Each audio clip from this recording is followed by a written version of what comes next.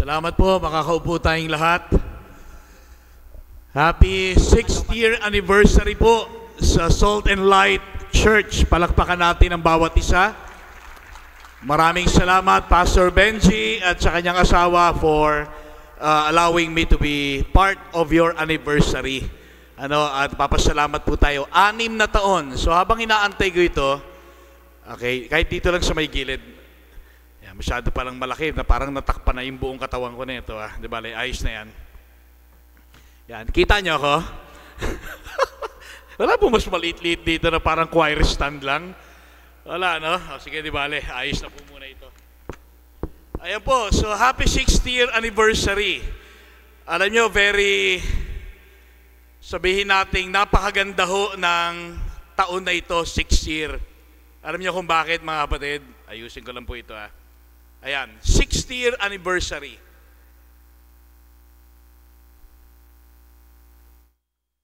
Nanood po ako dati ng isang pelikula ni Jackie Chan. At itong pelikula na ito, nakalimutan ko po yung title ng movie sa dami ng kanyang ginawa. Pero meron pong isang scene doon sa may pelikula na meron siyang ginamit na isang bamboo tree. Na I think tinawiran niya o tinalunan niya yung isang bamboo tree na yon. At doon po sa may bamboo tree na yon, ay inaral po ng ilang mga magagaling mag-aral patungkol sa mga puno. At natuklasan nila na ang pinaka matigas na uri ng bamboo tree ay yung tinatawag nilang Chinese bamboo. Napakatibay niya na hindi kayang padapain ng kahit anong lakas ng bagyo, hindi kayang baliin ng kahit na anong uri ng lakas ng tao. Ganon po katibay ang Chinese bamboo. Ngayon, nung pinag-aralan nila kung bakit matibay siya, ito po ang lumabas sa kanilang study. Pag ikaw ay nagtanim ng isang Chinese bamboo, mag-aantay ka ng 6 na taon bago mo makikita yung unang sibol. Ibig sabihin, pagka tinanim mo ang Chinese bamboo, wala kang makita ng unang taon. Doon sa lupa, ni kapirasong 1 inch na ganyan, wala. Antay ka ng 2 taon, wala. 3 taon, 4 na taon, 5 taon, wala kang makita sa lupa ng kahit anong sumisibol. 6 na taon, may kapiraso ka nang makikita. And after 6 years, magsisimula na pong tumubo sa ika-7 taon. Yung napakataas at napakatibay na Chinese bamboo. Alam niyo kung bakit? Sabagat sa loob ng 6 na taon, yung pong Chinese bamboo, ang tubo niya pababa. Kaya pala ang tibay niya, sabagat 6 na taong pag-aantay, ang kanyang pagtubo ay pailalim. Ibig sabihin, after 6 years, something great is about to happen. Your church is now celebrating the 6th year. Ibig sabihin, 6 na taon na tinrabaho ng banal na spirito, tinrabaho ng lahat ng mga leaders na ginamit ng Diyos para umugat ng malalim. Ibig sabihin yan, mag-ready na kayo next year sa pagsibol ng Salt and Light Church. Next year will be a great year for your church sabagat makikita mo na ang napakatibay na napakaraming bunga. So happy anniversary po muli sa inyong lahat. Sabihin mo nga sa katabi mo, kamusta ka na? Anyway, batiin mo yung katabi mo, sabihin sa kanya, Merry Christmas. Pautang naman. Ang ating pong pag-uusapan ngayon, ang title nito, according to your theme, is yung Beyond Choices. Everybody say Beyond Choices or Beyond Choice. Pag-uusapan natin ang napaka-importanting bagay na tinatawag ho nating pagpili o pagdidesisyon sa buhay. Ang salitang choice simply means decision made. So pag sinabi mong choice, ibig sabihin, gumagawa ka ng isang desisyon. Kung meron pong isang bagay, and I want you to listen carefully, kung merong isang bagay na nirigalo ng Diyos sa tao na very precious, ito po yung tinatawag natin na the gift of decision making. Isang bagay na hindi papakialaman ng Diyos sa'yo. Bibigyan ka niya ng mga proper guidelines how to make right choices in life, but God will not manipulate you. Hindi ka gagawin ng Diyos na robot na ito lang ang dapat mong gawin, ito lang ang dapat mong gawin. Hindi po, ang Diyos ay magbibigay na napakaraming instrumento tulad ng kanyang simbahan. Dito sa Baseco, ang Salt and Light Church, gagamitin niya ang salita ng Diyos, gagamitin niya ang mga cell group members niyo, gagamitin niya ang maraming instrumento para po tayo ay makagawa ng magagandang choices. But still, pakinggan niyo maigi, maraming tao still are making bad choices. Sino sa inyo ang minsan na nakagawa ng mga pangit na desisyon? Taas ang kamay. Salamat po. Yan. Kasi po, kasama po ako doon. Pag hindi ka nagtaas ng kamay, ewan ko kung tao ka. Dahil wala pong taong hindi nakagawa ng maling desisyon sa buhay niya. Pero meron akong nagawa na napakagandang desisyon sa buhay ko. Sabihin niyo ano yon? Yung sagutin ko nung ako'y nililigawan ng misis ko. Hindi ko na pinatagal. Hirap na ligawan ako, edi sinagot ko na siya. Yan ang pinakamagandang desisyong nagawa ko sa buhay ko.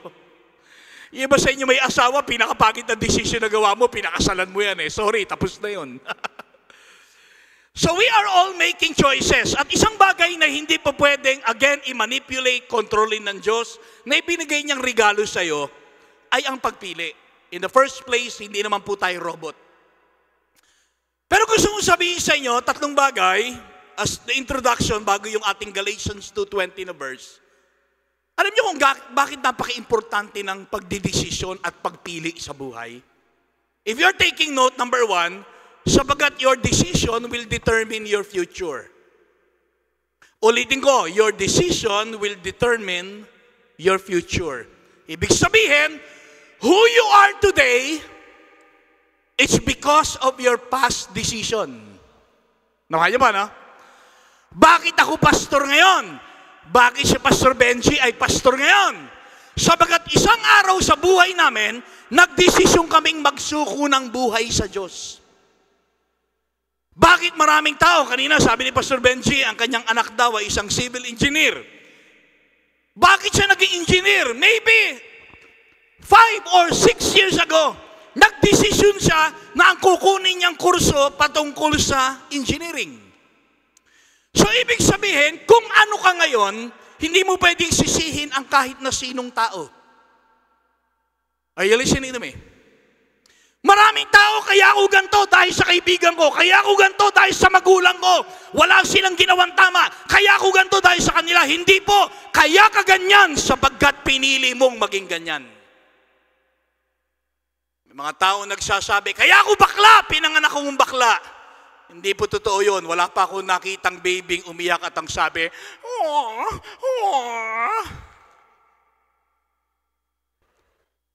Wala akong pinanganak na adik. Nakakita na ba kayo ng doktor na paglabas niyan ang sabi, congratulations, you have a baby bakla. Congratulations, you have a baby adik. Uy, magnanakaw tong anak mo. Wala naman, di ba? Ano sinasabi ng doktor? Baby boy, baby. Eh bakit may adik? Ba't may tomboy? Ba't may bakla? Ba't may kriminal? Kasi pinili nila yan. Are you listening?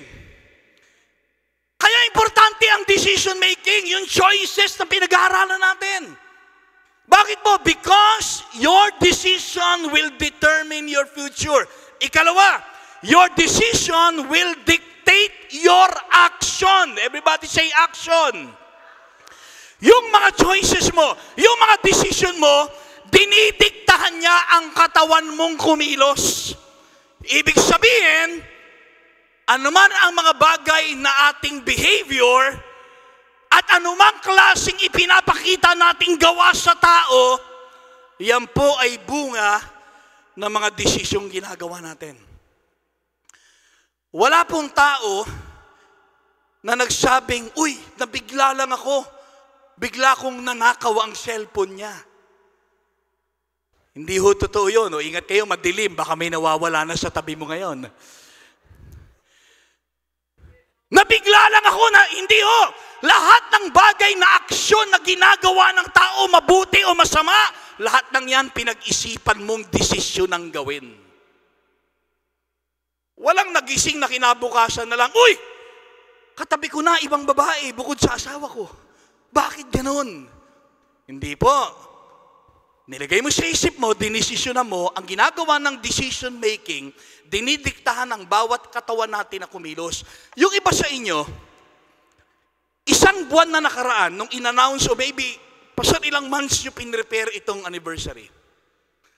Almost 20 years. Hindi. Mga 2 months.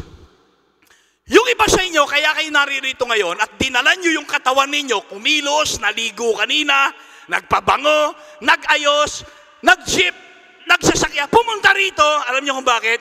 Kasi 2 months ago, nagdesisyon na kayo, pupunta ako sa 6th year anniversary. So because 2 months ago, you decided, dinala ka ngayon ng katawan mo rito. So ano ibig sabihin nun? Ang ating pong decision making ay napaka-importante. Bakit? Sabagat dinidiktahan nito ang bawat aksyon sa buhay natin. Number 3, your decision will direct you to your destination. Ano man ang desisyong gagawin mo ngayon, dadalhin ka nito sa destinasyon. Ibig sabihin, destiny is not a matter of chance, it is a matter of choice. Meaning to say, if you want to be successful in the future, ngayon pa lang magdesisyon ka na ikaw ay magsisipag, mag-aaral, ngayon pa lang ilagay mo na sa isip mo, magtatagumpay ako. Nakuha niyo po? Bakit po? Because our decision will direct you to your destiny. Ngayon pa lang, pag sinabi mong, in 1 year time, lalaki ang aking katawan. Anong dapat mong gawin ngayon? Pumunta ka ng gym, magbuhat ka. Para ma-achieve mo yung laki ng katawan. Pero kung sinabi mo, next year, lalaki katawan ko. Tapos ang binubuhat mo, kutsara, tinidor. Ang lalaki, hindi katawan. Ito. Tingnan mo yung katabi mo, mukha bang malaki na? Take note of 2 things. Pag tingnan niyo po maigi. Number 1, you are slave of whatever you choose today. Sa Tagalog, ikaw ay alipin kung ano man ang iyong pipiliin ngayon. Ang sabi ng Romans chapter 6 verse 16, nasa intro pa lang po tayo ha. Don't you realize, Romans 6:16, don't you realize that you become the slave of whatever you choose to obey? You can be a slave to sin, which leads to death, or you can choose to obey God, which leads to righteous living. Ang liwanag ng sabi ni Apostle Paul. Kasi si Apostle Paul ang pinag-uusapan natin dito, yung Galatians 2:20, statement ni Apostle Paul yon. At mamaya babasahin natin yon. Kaya sa Book of Romans, nung sinulat niya, ang sabi niya, ikaw ang namimili kung saan mo gusto maging alipin. Ikaw ang pipili nun. You can be a slave of sin. You choose who you obey. Pinili mong maging alipin ng kasalanan, ang bunga nito, kamatayan. Pinili mong maging alipin ng Diyos, ang bunga nito, matuwid na pamumuhay. Amen? So ikaw ang mamimili, hindi ibang tao. Kaya unang-unang gusto ko maintindihan nyo, alipin ka kung ano man ang iyong pinili. Ikalawa, you can never escape the consequences of our choices. Kahit anong gawin natin, hindi mo pwedeng takasan ang kabayaran ng lahat ng desisyong ginagawa natin. Gumawa ka ng mabuti, aani ka ng mabuti. Gumawa ka ng masama, aani ka ng masama. Sabi nga nila, ang nabubuhay sa patalim mamamatay. Kung anong yung inutang, yun ang iyong kabayaran. So, nangutang ka ng sardinas sa tindahan, sardinas din ibayad mong pabalik. Ibig sabihin, walang tao na matatakasan mo ang mga consequences ng lahat ng mga desisyong ginagawa natin sa buhay. Halimbawa lang, young people, makinig kayo, taas kamay lang lahat ng kabataan. Kabataan, young people, grabe, ang dami, pastor. Dami young people mo, dali mo lahat sa iba Sambales to, sa camp namin. No? Alam mo, young people, makinig kayo maigi. Iiwasan mo mga kabataan yung tinatawag na premarital sex. Alam niyo ibig sabihin nun? Yung hindi pa kayo kinakasal, may nangyayari na sa inyo. Bakit po? Kahit na magsisi ka pa, Lord, patawad, nagkasala kami ng aking boyfriend. Hindi mo pa rin matatakasan na isang araw, lolobo ang tiyan mo. Bakit? Consequence yan, hindi natin pwedeng takasan. Kaya mag-iingat tayo sa lahat ng ating ginagawa. Amen? May sinabi po ang Bible sa Galatians, chapter 6, verse 7 and 8. Ang sabi doon, do not be deceived. You cannot mock the justice of God. You will always harvest what you plant. Ano man ang tinanim mo, yun ang iyong aniin. Nagtanim ka ng kabutihan, katwiran, kabanalan, aani ka ng maayos na buhay. Magtanim ka ng kasipagan, aani ka ng tagumpay. Magtanim ka ng katamaran, aani ka ng pagiging batugan. Tignan mo yung katabi mo, mukha ba nagbabato na, mukha pang batugan. Hindi natin pwedeng takasan yan. Anong ibig sabihin nun? Ibig sabihin, kailangan mag-ingat tayo sa lahat ng desisyong ginagawa natin. Amen? Sabi mo nga sa katabi mo, ingat-ingat din pag may time. Now let's go to the verse in Galatians 2:20. Hindi ko alam kung lalabas yan, pero sa Galatians 2:20, ito po yung pinaka-main verse nyo. Lumabas na. Ayan, ang sabi yan, my old self has been crucified with Christ. It is no longer I who live, but Christ lives in me. Tingnan niyo sinabi ni Apostle Paul, ito po ay statement ni Apostle Paul bilang isang lingkod ng Diyos. Na isang araw nagdesisyon siyang makilala ang Panginoon sa kanyang buhay, nang ang Diyos po ay nagpahayag sa kanya.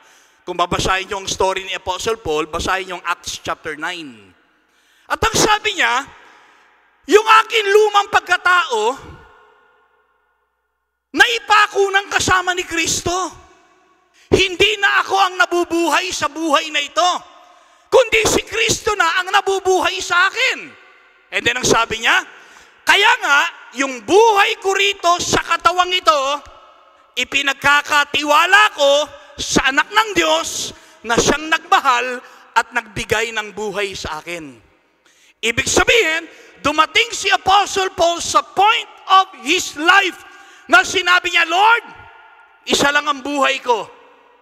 Ayokong sayangin ito. And I will make a very important decision in my life na hindi ko pagsisisihan. Ano yon? Ang ipagkaloob ko, ang buhay ko, Panginoon, para gamitin mo. Amen? At di niya pinagsasihan yon. Bakit? Sino ba si Apostle Paul? Yun ang topic natin eh. Si Apostle Paul ginamit ng Diyos sa napakaraming bagay. Siya po ay nagsulat ng almost 13 libro ng New Testament na binabasa mo.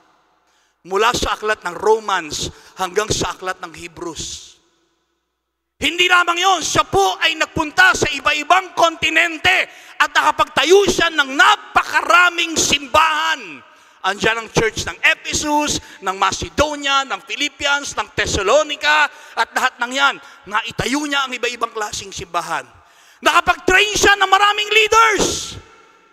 Imagine mo, only because of making a right decision in life, yung impact na naiwan niya sa buhay ng tao, extravagant. Amen? A simple choice and a simple decision in life. Bakit? Kasi ang sabi niya, yung buhay ko rito, sa katawang ito, mga kapatid, pakinggan niyo maigi. Isa lang ang buhay natin. Sabi mo nga sa sarili mo, isa lang ang buhay ko. Sabi mo sa katabi mo, isa lang ang buhay mo. Anong gagawin mo sa buhay mo? Anong gagawin mo sa buhay mo? Pakinggan niyo maigi. Isang araw, lahat tayo mamamatay. Meron bang tao rito hindi mamamatay? Taas ang kamay. Lahat tayo mamamatay. Una-una lang yan. Lahat tayo, walang hindi mamamatay. Bakit? Sabi ng Biblia, nakatakda sa tao ang mamatay ng minsan at pagkatapos nito ay ang paghuhukom. Ibig sabihin, lahat tayo merong isang buhay sa katawang ito. At lahat tayo may appointed time of death, hindi natin alam kung kailan, pero isang bagay ang tiyak, lahat tayo mamamatay. Sabi mo nga sa katabi mo ngayon, mamamatay ka din. Sobra namang galit mo naman nung sinabi mo yun. Oh. Sabihan mo naman pabalik. Alam ko, pero mauna ka na. Parang ang galit na galit ng sinabi mo, mamamatay ka din. All of us will die. Kaya sabi ni Paul, mamamatay din naman tayo, isa lang ang aking buhay. So ang ginawa niya, Panginoon, gamitin mo na lang. Now it is not my life that I live. I live by the faith of the Son of God who loved me and gave Himself for me. Bigay po ako ng dalawang bagay sa inyo. Pastor, paano ko magkakaroon ng tamang choices sa buhay? Palagay ko naman walang tao dito na magsasabing, Lord, gusto ko bukas lahat ng desisyon ko mali.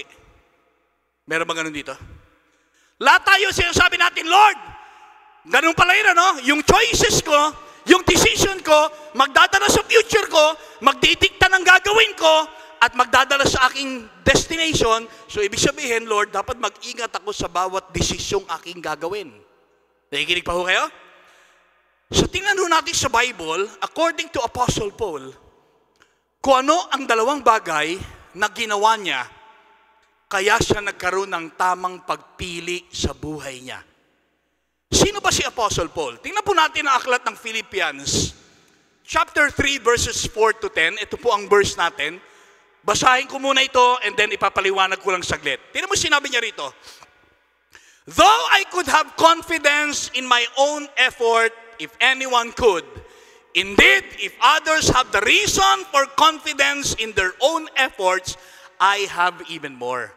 So in first phrase, sinasabi ni Paul, kung meron tao sa kapanahunan ko na kayang magmayabang at magmalaki sa mga bagay na meron siya, ang sabi niya, ako yun.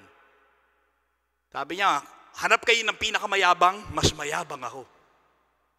Kung meron silang pinagmamalaki, mas may pinagmamalaki ako. Yun ang sinasabi niya doon sa may verse 4. Kung pagyayabang natin ang accomplishment, ang nagawa ng laman na ito, sabi niya Apostle Paul, I have even more. Now, bakit? Ano bang meron siya sa buhay niya? Isa-isay natin. Ang sabi niya, I was circumcised when I was 8 days old. Tinuli ako ng 8 araw. No, importante ho ito. Alam niyo kung bakit? Kasi si Apostol Pablo po ay isang Hudyo. At sa mga Hudyo, isa sa mga senyales na ikaw ay may covenant sa Diyos. Tinutuli ang lahat ng bata sa 8 araw tapos siyang ipanganak. Nakuha niyo po? Hindi ginagawa sa mga Gentiles yan. Ang mga Gentiles hindi tinutuli. Pero ang mga Hudyo, sa 8 araw, tinutuli sila. Bakit? Dahil ang mga Hudyo, ang kanilang pagkakaalam, yung aking physical circumcision it is a sign of my covenant with God. Kaya sabi niya, may covenant ako kay Lord. Kaya pala si Kristo, tinuli rin sa ikawalong araw. Bakit? Because it is a covenant with God. Kaya sabi ni Paul, may pagmayabang ako. Ano pagyayabang ko? May covenant ako kay Lord. Ikalawa, anong sabi niya? I am a pure-blooded citizen of Israel. Mabigat yun. Pure-blooded Israel. Sino ba Israel? Sa Bible, ang Israel tinawag na bayan ng Diyos. Kaya sabi ni Pablo, hindi lang ako may covenant kay Lord, galing pa ako sa bayan ng Israel. Ginamit niyo yung salitang pure-blooded citizen. Ibig sabihin, purong-purong dugo niya. Dugo na galing sa bayan ng Diyos. Ano bang sabi niya? I'm a member of the tribe of Benjamin. Galing ako, miyembro ko sa tribo ni Benjamin. Meron pong 12 tribo, 2 pinanggagalingan ng leaders. Number 1, yung tribo ni Levi, na pinanggagalingan po ng mga priest. At yung tribo ni Benjamin, na pinanggagalingan ng mga magagaling na leader ng Israel. At ang sabi ni Apostol Pablo, galing ako sa tribo ng mga leader ni Benjamin. Aba? May ipagyayabang talaga, pastor. May pagmamalaki talaga sa buhay. Ay, hindi pa siya natapos doon. Ano pa sabi niya? I was a member o a Hebrew, ito word a real Hebrew. If there ever was one. Totoong Hebreo. Ibig niya sabihin, wala siyang halo. Kasi nung panahon na yon, ang mga Hudyo, hinahaluan ng mga pagano, hinahaluan ng mga hentil. Pero sa kanya, sabi niya, pure-blooded, original Hebrew. Kumbaga sa ating mga Pilipino, proud ka dahil wala kang halo. Ikaw ay Pinoy na Pinoy. Sino rito walang halo? Ako hindi ko masabi yon kasi ang lolo ko, US Navy. So ibig sabihin, may dugo na po ako ng pagiging Amerikano dahil po yung nanay ko, ang tatay po niya ay isang Amerikano. Sino rito ang mix na? O sino rito magsasabing, Pastor, purong-puro po ako? Puro. Sabihin, pag tinignan mo yung lineage mo, tingnan mo yung balikan mo yung lola, lola ng lola, ng lola, ng lola, hindi ka nahaliwan ng Kastila, hindi ka nahaluan ng Chinese. Puro. Meron pa dito puro? O minsan mahirap na natin ma-check. Meron tayong ano rito. Kasi iba sa atin dito, 70% Pilipino, 30% alcohol eh. Yung dugo niya no? Sa sobrang lasinggero ayun na, alcohol na yun nasa katawan niya, Ituloy pa natin, anong sabi niya? I was a member of the Pharisees. Miyembro ako ng mga Pariseo. Sandali, sino ba ang mga Pariseo? Sila po ang mga uri ng grupo ng tao na pagdating sa batas ng kautusan ni Moises, lahat sinusunod nila. Kaya sabi niya, wala kayong mapipinta sa akin sa pagsunod sa kautusan. Ang sabi niya, who demand the strictest obedience of the Jewish law? Ang mga Pariseo, very strict. Walang batas na hindi masusunod. I was so zealous that I harshly persecuted the church. And as for righteousness, I obeyed the law without. Wala kang mapipinta sa akin pagdating sa kautusan. Grabe pala si Pablo. Pinag-usapan niya ang lineage, ang blood, ang religion. Ang sabi niya, lahat sa akin, top level.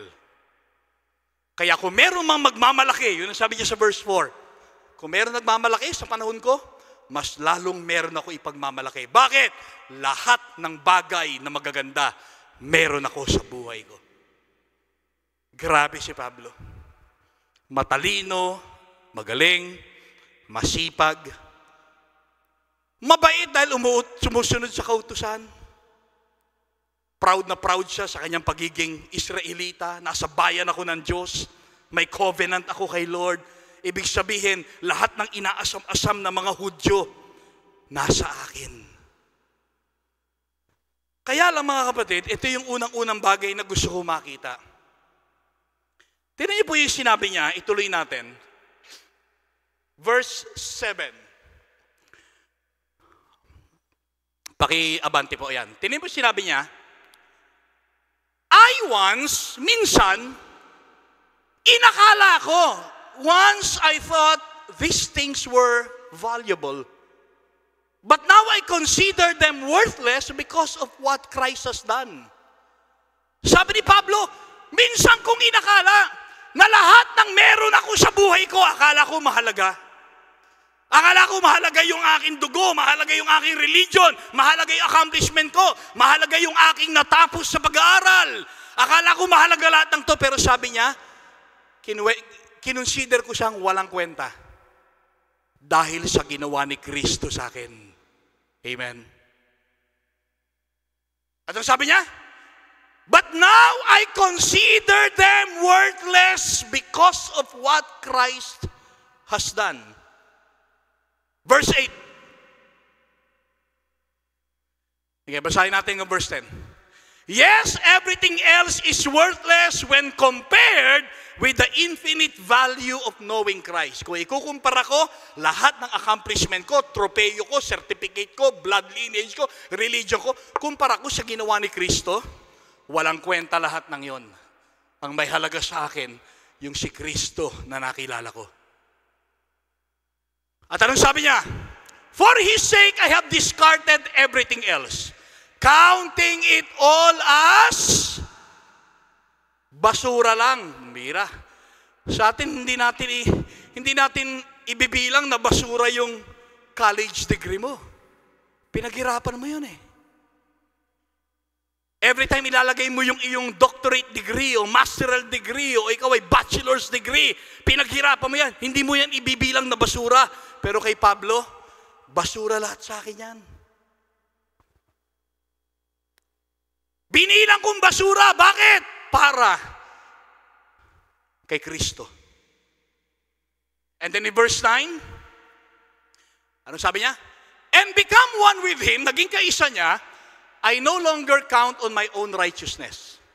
Wala na akong sariling katwiran ko.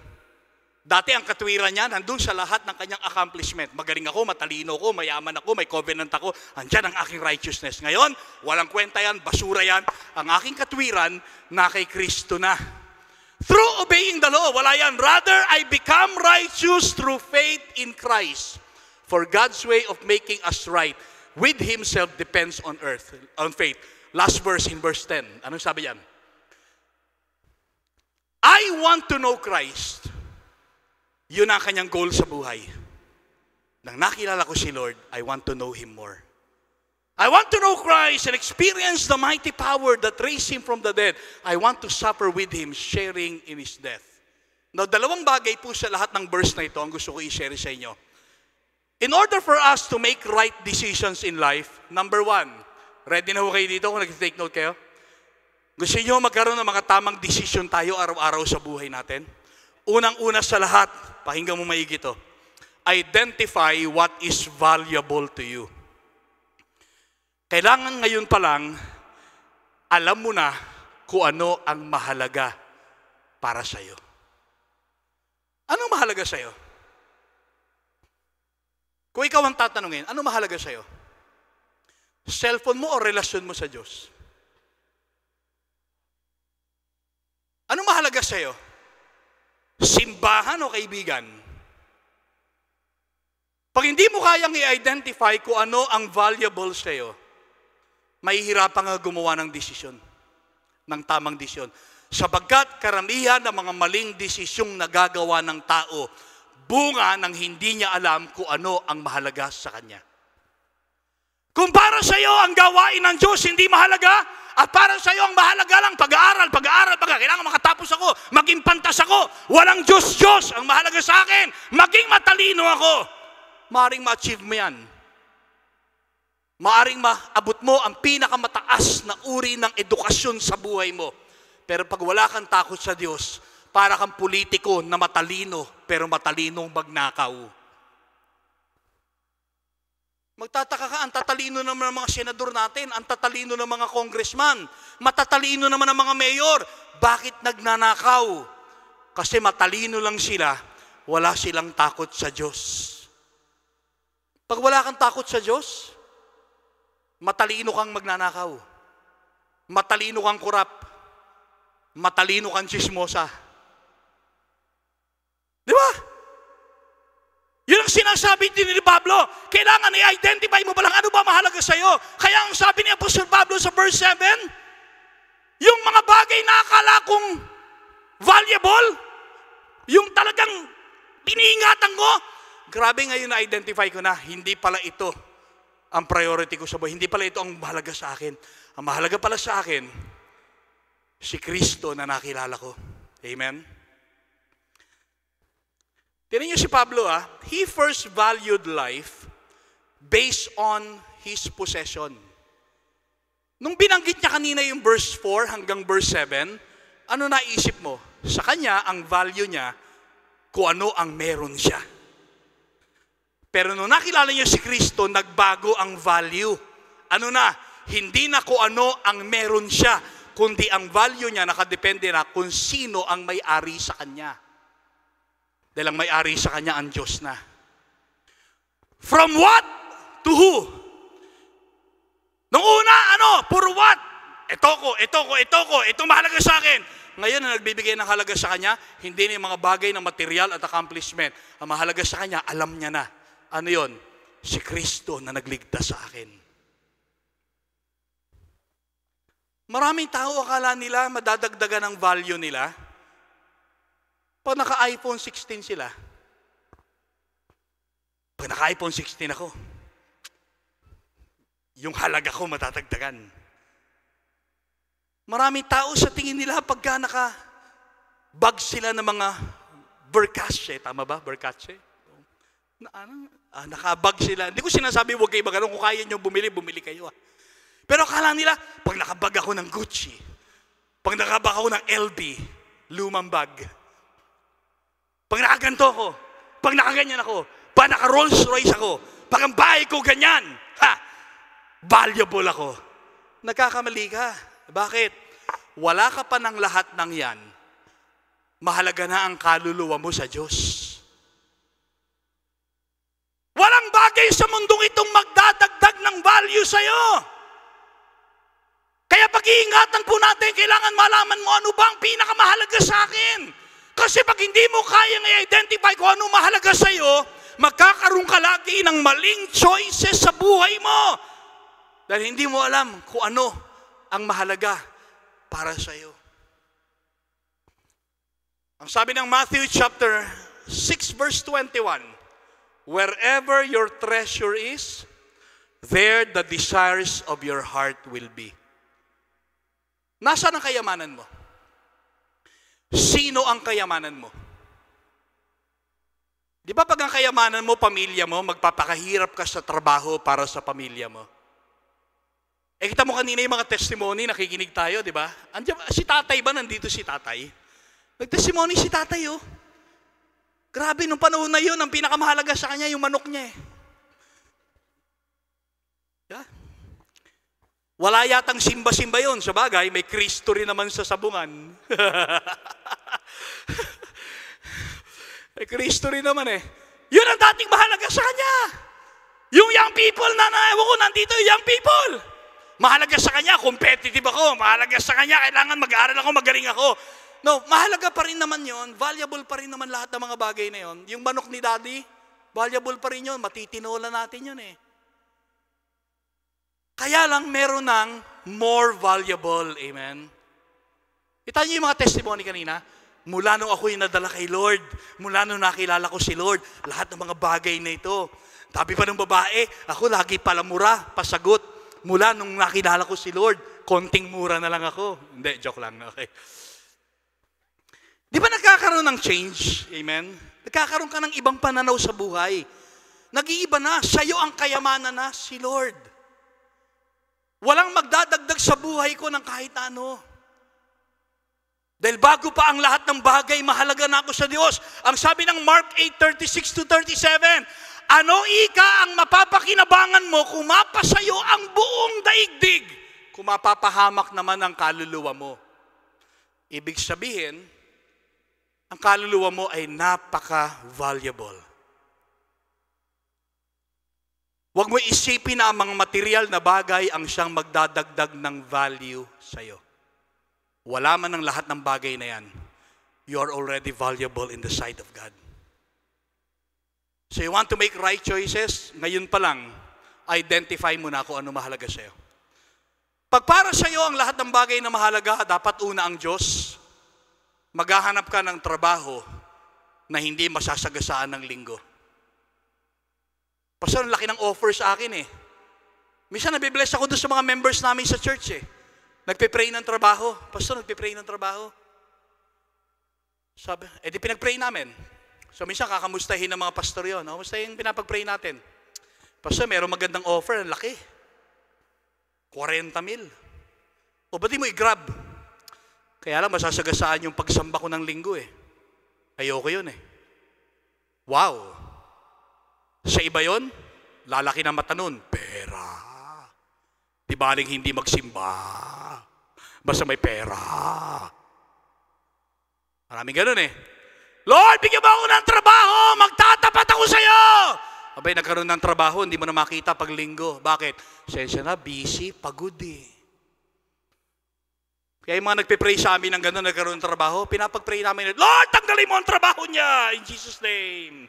Dahil nung walang trabaho, tapat na tapat kay Lord. Amen? Nung nagkaroon ng trabaho, nising ko, hindi na makapagbigay. Pastor, kulang ang sweldo eh. Kaya prayer namin, Lord, tanggalin mo na pati pera niya.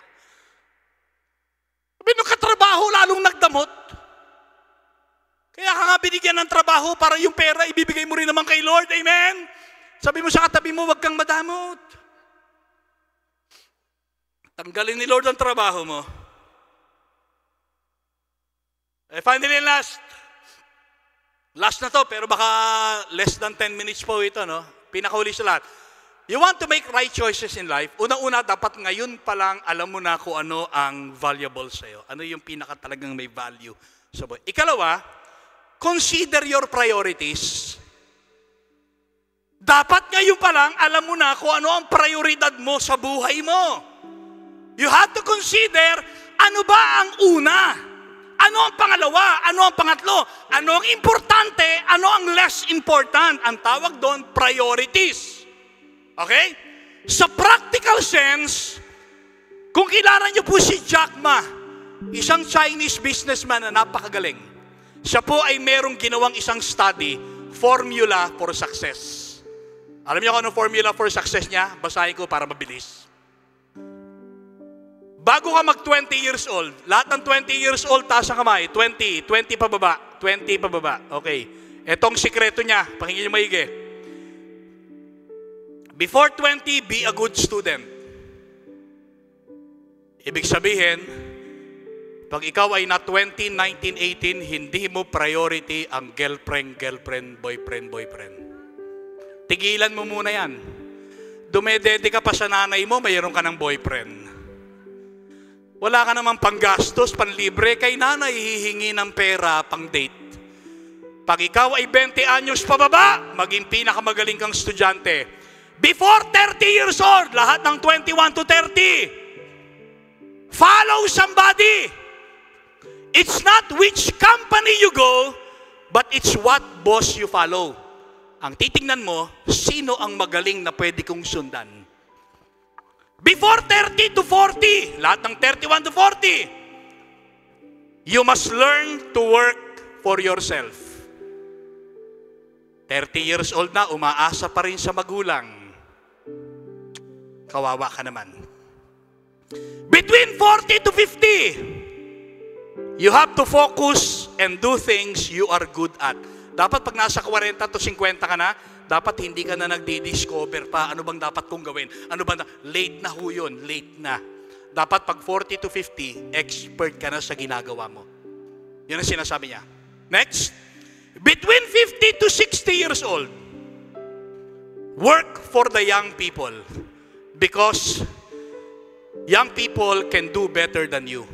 Dapat pag nasa 50 to 60 ka na, pasa mo na sa mga kabataan. I-develop mo na sila. At the age of 60, mga 60, senior, spend time for yourself. Enjoy life. Kaya lang pagdating ng 60 sa atin dito, imbis na namamasyal sa Boracay, nag-aalaga ng apo. Sakit sa ulo. Yun ang kanyang formula for success.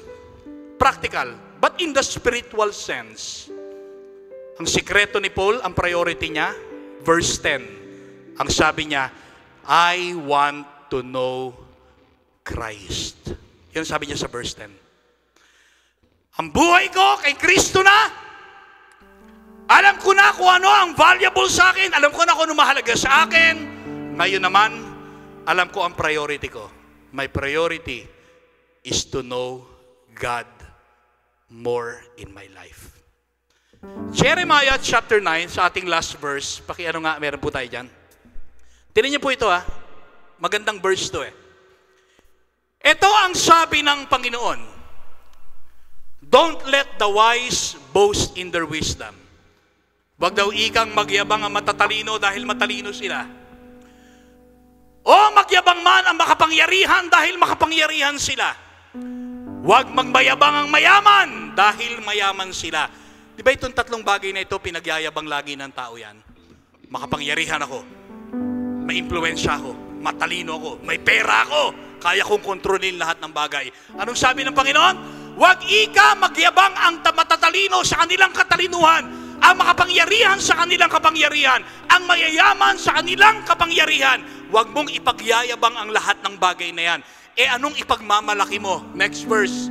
Ang sabi diyan, but those who wish to boast, lahat ng magmamalaki, ano? Ipagmalaki mo to, this alone, that they truly know me and understand that I am the Lord, who demonstrates unfailing love and who brings justice and righteousness to the earth, and that I delight in these things, I, the Lord, have spoken. Ano mo sabi ni Jeremiah? Kung meron kang ipagmamalaki sa buhay mo, ipagmalaki mong nakikilala mo ang Diyos. Matalino ka, wala kang pagkakilala sa Diyos, useless ang talino mo. Makapangyarihan ka, malakas ka, wala kang pagkakilala sa Diyos, di mo siya kilala, useless ang lahat ng yan. May pera ka, useless ang kayamanan mo kung di mo kilala ang Diyos. At ang sabi ni Jeremiah, ang sabi ng Panginoon sa kanya, isulat mo to. Kung merong magyayabang at magmamalaki, ipagmalaki nilang nakikilala nila ako. Kaya sabi ni Apostle Paul, Lord, ngayong alam ko na kung anong mahalaga, alam ko na rin ang priority ko. Ano yon? Ang makilala ka ng lubusan. Sa verse 10 ng Matthew chapter 3. No wonder, after Philippians, pumasok ang Ephesians. Bago pa yon, naisulat niya ang Galatians before the book of Philippians. Na ang sabi niya sa Galatians 2:20, dahil tama ang desisyong nagawa ko, dahil alam ko kung ano mahalaga, alam ko kung anong priority ko, now, I gave my life to the Lord. At ang sabi niya, the life I now live here, it's not my life. It's the life of Christ in me. Tumayo tayong lahat, tayo po ay manalangin.